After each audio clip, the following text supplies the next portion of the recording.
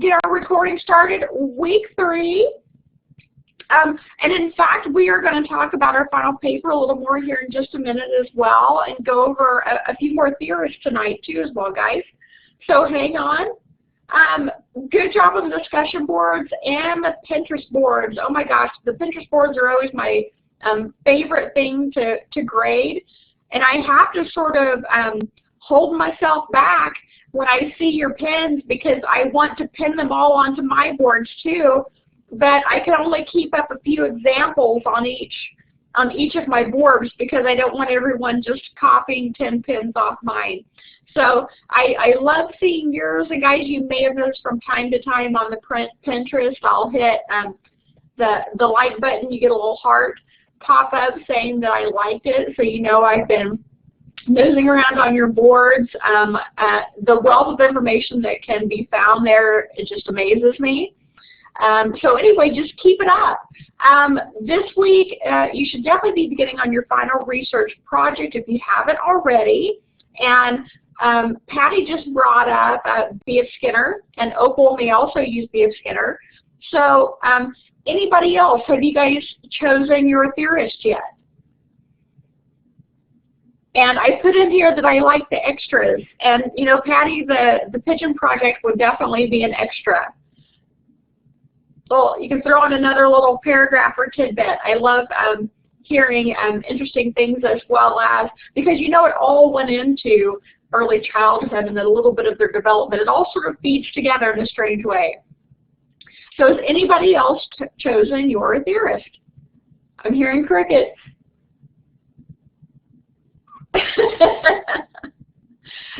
Kyle, no, but you're getting ready to, as soon as we get through with this live lecture. Not yet. You need to do that as well. That's right. Don't wait till the last minute, guys. You know, there's lots of information on the internet.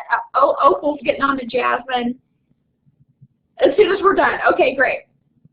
Well, the good news is we're going to go over about 4 other theorists tonight, so it may give you some more ideas as to who you want to choose as well, because you know that's the biggest part, is making the choice, narrowing it down, doing your research, and writing up those pages that are required. Sunday, August 7th is our final day, and you guys know it will quickly be here. So I put this up just as a reminder. You're choosing a theorist. You're going to have a minimum of 3 sources cited, and it's not listed on this page, but it is on your course page that you need to use APA style citations. So be sure and use your APA guide if you have one. Word has an amazing citation guide where you tell it which one you're wanting to use. You type in the information such as the link to the website, the name of the author, the date of the publication, and it will set it up as it needs to be. There's also several different online versions of that as well. So let me know if you need any help with that, and I'd be glad to assist.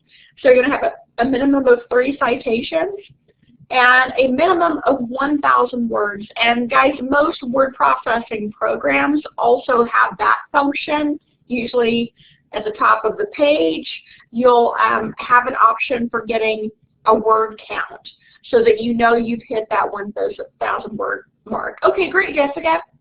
Hey, send me an email and I will send you some websites and some links to help out, okay? It's not too bad, and it's great when you have the program that will, you fill in the blank and it puts together for you, even better. So 1,000 words, which equals about 2 to 3 pages, double spaced. So I don't want you to think that you can do 2 to 3 paragraphs here. No, we're looking at 2 to 3 good pages of information. Some of the things that you might include, of course, the name of the theorist, the theory that they came up with, the main one. Provide key points on some of the research. So how did they get there? How did they discover their theory? what is his or her background. That could go into where they were born, how large of a family were they in, how did they grow up, where did they go to school at. Provide any additional information on the theorist that you think is relevant or interesting, because I want these papers to be interesting to read. Which theorist or theory is similar to the one you've chosen to research, and in what way are they similar? And in what ways are they different? So last time I brought up two different ones. So how about let's go for Lev Vygotsky. On number 3, I might choose Lev Vygotsky and Sigmund Freud. And I'm going to tell, or you're going to tell, how they are similar and how they are different. So you're comparing two. And then lastly, what are the beliefs of the theorists that you agree with, and what are the beliefs that you disagree with? So do a little bit of reading, take a little time, digest the information, think about it, and then put it into this fabulous paper, okay? They all believe they were 100% right. That's right, Patty. That's right. Our student question of the week. Who should I contact with questions about externship? I had this one come up and I thought, oh, lots of people need to know this one. The reason is we now have a new ECE Career Services representative. Her name is Amber Smith, and Amber Smith has been with CCC for quite a while, but she is now new to being our program rep. We did have Stephanie Lawrence, and Stephanie is amazing, but her caseload was huge, and they decided to give part of it to Amber.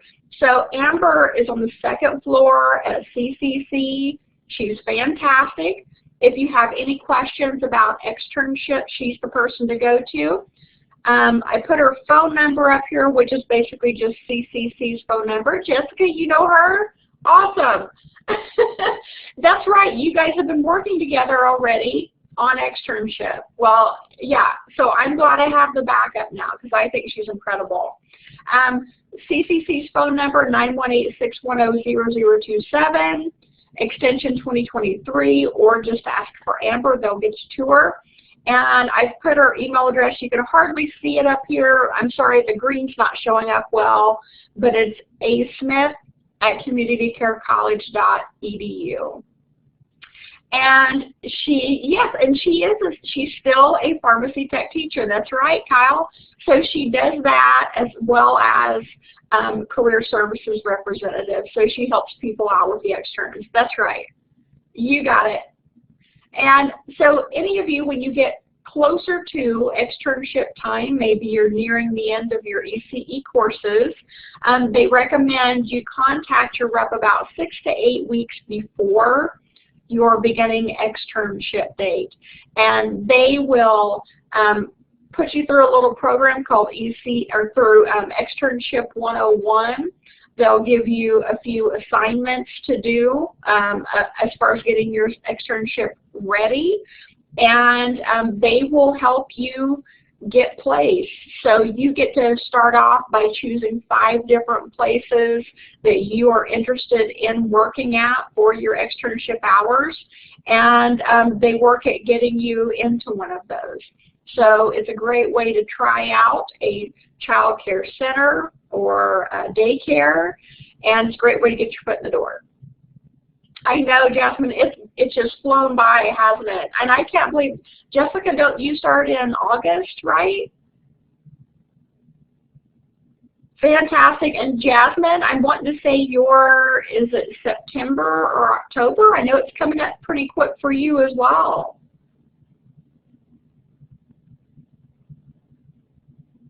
In fact, we went through the list the other day, kind of, getting it organized. Okay, November. Okay, I knew it was pretty quick. So this is who you need to contact. You might write it down somewhere. And when you get closer, Amber will contact you as well. But hey, it's always good to start that process sooner than later so that you're good to go.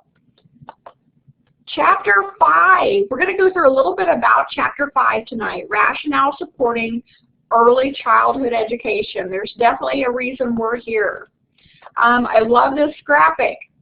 I think it really tells a lot. Without high quality early education, at-risk children, specifically at-risk children, are 25% more likely to drop out of school, 40% more likely to become a teen parent, 50% more likely to be placed in special education, 60% more likely to never attend college, and 70% more likely to be arrested for a violent crime. So high quality preschool should be available to every child, and we're definitely getting there. But if you ever doubt the impact of what you do, you can see it. Look at these percentages. Exactly, Jessica. So this time that you're spending with children in daycare and preschool can truly be a life-changing event for them. And we want it to be a fantastic positive one, because we don't want them to become one of these statistics. Tonight, we're going to go over 4 different theorists. Okay, bear with me. We're going to go over just the basics, and then of course I've got a quote and a little picture of each one. The first one is Jean-Jacques Rousseau. I'd like for you to pay attention to the dates on these, because I put them sort of in chronological order. So he's one of our older guys back from the 1700s, and I like to call him the French hippie. Okay, so I don't know if he would appreciate that, but it may help you remember. So Jean-Jacques Rousseau, the French hippie, he believed that children learn differently from adults. And before this, they thought that children were little adults. We dressed them like little adults. We expected them to act like little adults. And we taught them as if they were little adults, not as if they were a child. So he was sort of groundbreaking in that area. He was very big on play and the importance of play. So I love this quote from him. Give his body constant exercise, make it strong and healthy in order to make him good and wise. Let him work, let him do things, let him run and shout, let him be always on the go. Make a man of strength, and he will be a man of reason. So he was very big on the importance of play and of exercise in early childhood, and I love that. But he had this focus in the 1700s. He believed children should be removed from corrupting influences of society, so he was kind of a fan of having them kind of off in a separate building, sort of sheltered from some of the evils of society.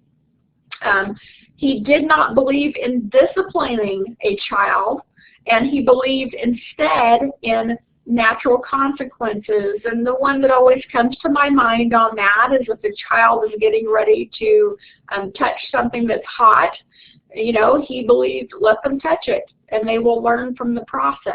Ouch. I know. I know. So, you know, there are times, of course, when you would want to step in, but he just believed that, you know, children learn by doing. They learn by doing. So he big on exercise, big on play, and low on discipline, right?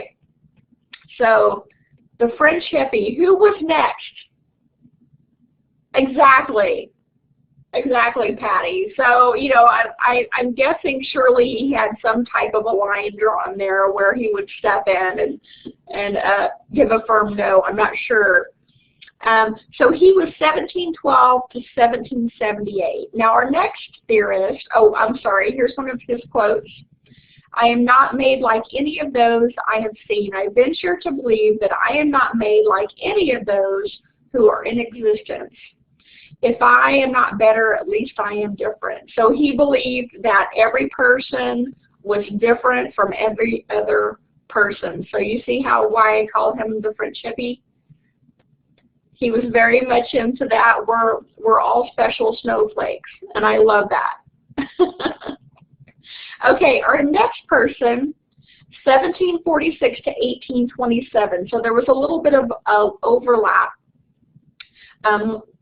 as far as Johann Pestalozzi goes. He's considered the father of modern education, and he was very influenced by Rousseau. So he read quite a bit of his studies and his theories.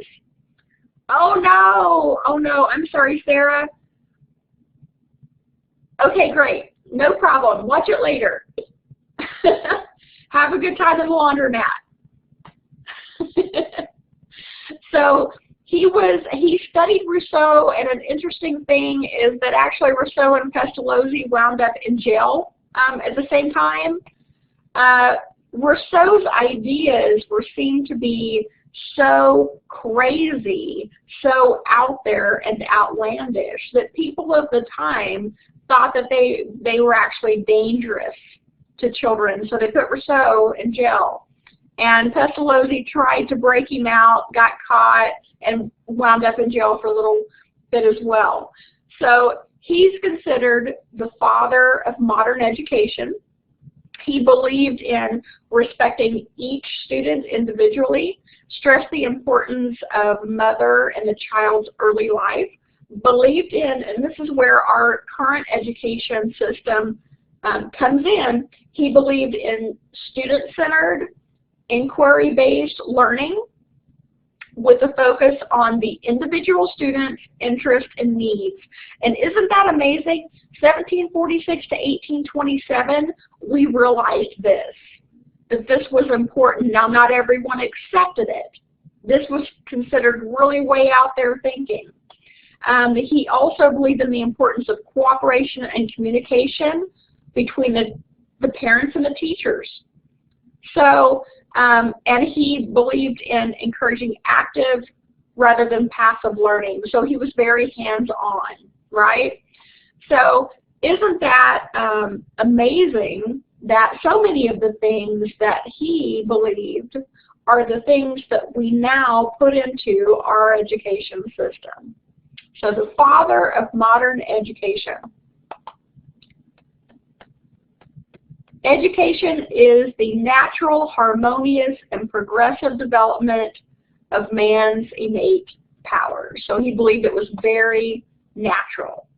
Now our next one, again, we've got some overlap because Frederick Forbel also studied a little Rousseau and a little Pestalozzi. He's considered the father of kindergarten.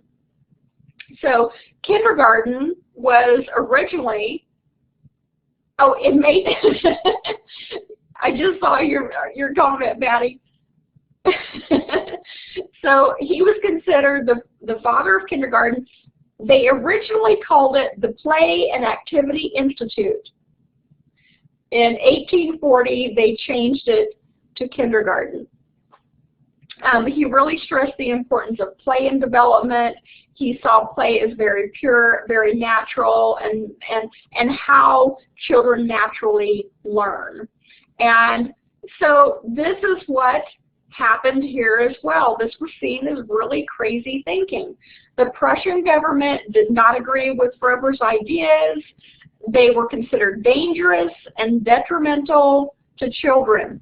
In 1848, the government ordered all of the schools to close, in particular the kindergartens, the early childhood centers. And he died in 1852, not realizing or knowing how much his work made an impact on the school system. So what happened is people in Russia and in Germany were a big fan of his and continued his study and did a little bit of training in this program, and then they brought their ideas to the United States where it caught on as well. So can you imagine, I don't know, how different education might be if we didn't have these previous theorists and their crazy ideas? Can you imagine them thinking kindergarten was considered dangerous and detrimental because they play too much? So I hope those things have changed. Play is the highest expression of human development in childhood. For it alone is the free expression of what is in a child's soul. And I just so picture a child running around at a playground and playing, and you know that joy that just bursts out of them. Exactly. And our last one, our last theorist, Maria Montessori, love her, 1870 to 1952. So she is our most recent theorist we'll talk about tonight. We can see examples of her work in daycares and preschools in Oklahoma and other states as well. I've been into several centers in the Tulsa area that were Maria Montessori inspired. In fact, there's a Montessori school in Tulsa. I believe it's called the Rainbow Montessori School, if I'm correct. The methods based on the principle that young children learn in a way that is fundamentally different from how adults learn, so she continues that thinking. She believes that children have a very absorbent mind, and we know that from being around kids. They absorb the things that are in their environment, the words that they hear, the phrases that they hear, the things that are happening. They have a capacity to learn a great deal in those early years, which is why pre-K, preschool, kindergarten are so important, to give them that extra boost. She believed in sensitive periods where children are more receptive to absorbing specific learning when they're really engaged. And she believed in preparing the environment for the child. So carefully matching the materials with the children's readiness to learn and with the children's interest, right? One of the best classrooms I've gotten the opportunity to be in was an educare classroom for, I believe it was 2-year-olds. And they used Maria Montessori type curriculum so that it was very natural in the classroom, lots of blocks without the bright colors. They were natural colors. And in the morning, the kids would all meet in front of a planning sheet, a big strip of paper, and they would sort of decide what they were going to learn about that day, what they wanted to explore. And you guys know the difference in having to learn something versus wanting to learn something or being very interested in it. So that's when you get the kids really engaged, when we can pick something that's going to pique their interest. So they would pick that thing at the first of the day, the teachers would gather the materials, and they would do that all day. You know, so maybe they wanted to talk about volcanoes, and they could pull up pictures, they could build a volcano out of dirt, they could, you know, do lots of different things. And then at the end of the day, part of Maria Montessori's ideas and teachings is that you revisit everything that you've done that day. So the children would all sit down when it was time to go home, and they would say, hey, what did we do this morning? What did we learn from it? What did we do at lunchtime? What did we do at arts and crafts time? You know, so really talk about it and revisit it to really get that settled into their minds. So Maria Montessori, and she's kind of beautiful too. Establishing lasting peace is the work of education. All politics can do is keep us at war. So what is she wise as well? I want to hug her so bad. Look at that hair. Very sweet. So lastly, a little bit about how we apply these theorists in ECE. We have the application of theories. We've got Montessori programs. We've got a curriculum called the Bank Street approach. We've got cognitively oriented curriculum. We've got the Reggio Emilia approach, which is also amazing, and the Waldorf style of education. And we will actually go into each of these a little more in depth when we get to our curriculum course. So for now, with Intro to ECE, I'm really just wanting you to realize these are out there. Get familiar with some of these terms. Get familiar with some of these theorists, because we're going to bring it back up in our next courses. Lastly, Some theorists believe that children's development follows an inborn plan, and others consider that children's development is affected primarily by external factors. And so I think you guys will recognize this as nature versus nurture, right? But that's basically what they're talking about there. So I want to know from you guys, what do you believe? Is it nature or is it nurture? From what you've read this week, from what you've discussed with other people. It's both?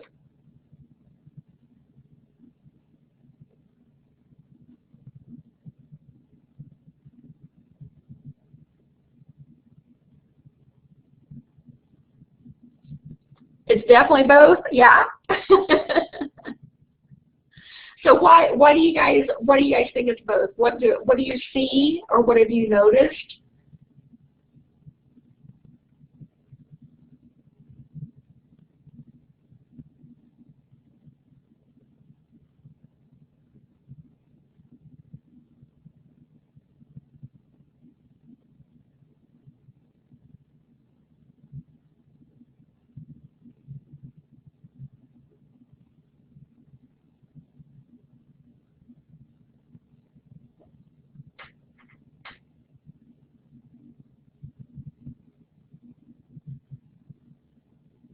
Let me see. Patty says, if you are born a great artist but no external guidance is available, you likely will not achieve your full potential. Patty, that's a good example. Exactly. You can be born with that ability, but if it's never practiced or developed, it may not ever come out, right? That's true. Oh, Marilyn, both factors as well. Yep. Exactly.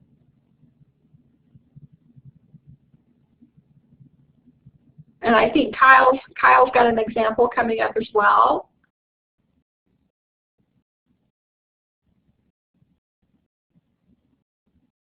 And Patty, I have heard of people that, you know, maybe they were never able to play the piano as a child, but, you know, took to it like a duck to water whenever they started playing, sometimes in their 30s and 40s. Or didn't realize they had an amazing singing voice. Not everyone can be a rocket scientist because you don't have the capacity, no matter how nurturing there is. You have to have both. That's right. We all have our own abilities. That's right. And, you know, when we think about early childhood and early intervention, you know, consider a child that's born maybe with a developmental delay. Well, if it was just nature, there would be nothing that we could do to change that. But we know that with nurturing and intervention and work, you know, that we can sometimes overcome a learning disability or developmental delay, or get the glasses so that they can see better, physical therapy so that they can walk better. Yeah, exactly. And what did you say? I'm not a golfer no matter what. Kyle, I've never played golf, but I've played miniature golf and putt-putt, and putt-putt was horrible. I picked up the ball and threw it. I don't think I can be taught that as well. I completely understand. I don't think I could go into that area. However, from our previous course, we learned, actually in Principles of Business, we learned that Tiger Woods would putt the golf ball and listen to motivational tapes, I believe, when he was 5 years old. So did he do that on his own? Was that something his father developed for him? Again, we've got nature versus nurture. And I believe it was Martha Stewart that instead of babysitting at a young age, she started catering birthday parties because it paid more. So she had a certain amount that she was either born with or developed with the help of her family. So I think you guys are all right that it is both. We can't just pick one and say this is it. Very good. All right, guys, that's it for tonight. Does anyone have any questions? You're picking your theorist this week. You're doing a little research. Doing some research. You're going to find a theorist that you're drawn to that's interesting. Write that 2 to 3 page paper. And send me an email. I'd be glad to send you some links and some more information on APA style citation. Oh, yes, Patty, exactly. Observations are always fun. They're so eye-opening. They are.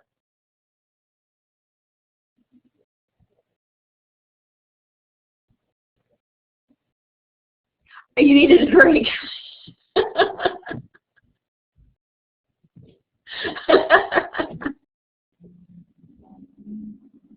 Well, fantastic. You guys have a great night, and I'll see you next week for our final live lecture. Have a good night, Kyle. You guys stay well, stay safe with the storms, too. Bye, Opal.